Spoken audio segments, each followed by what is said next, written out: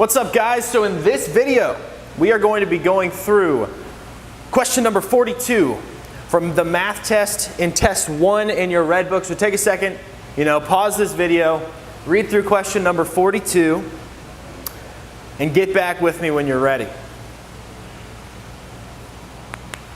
Awesome.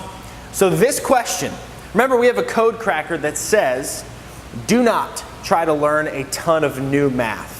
This question is a little complex, if you get my math pun. In fact, this question relies on you knowing something about this. This is the symbol for the number set that we call the complex numbers.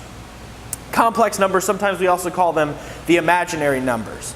And if you have no idea what the complex numbers are, no idea what the imaginary numbers are, this question probably is not low-hanging fruit for you.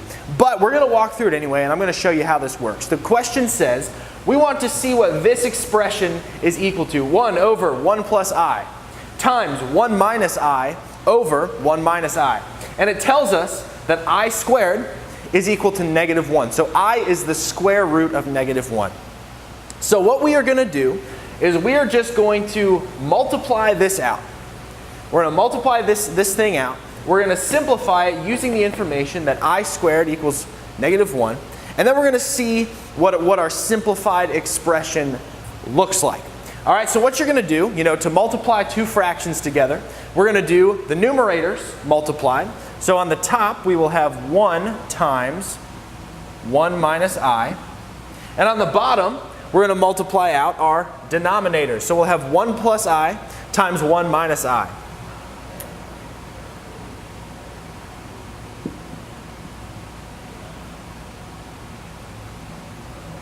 All right?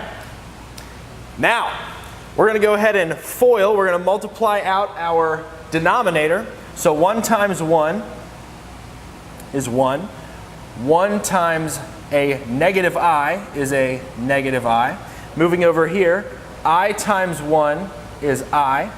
And I times times negative I is negative I squared.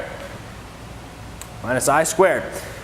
Cool, so that's going to be our denominator. So if I simplify this, we have a minus I and a plus I. These are going to cancel out. We will have a 1 minus I squared. Remember, I squared is negative 1, so we will have 1 minus negative 1, which is the same thing as 1 plus 1, which is the same thing as 2. So our whole denominator comes out to 2. Now the numerator, 1 times 1 minus I. 1 times 1 is 1, and 1 times a negative I is a minus I.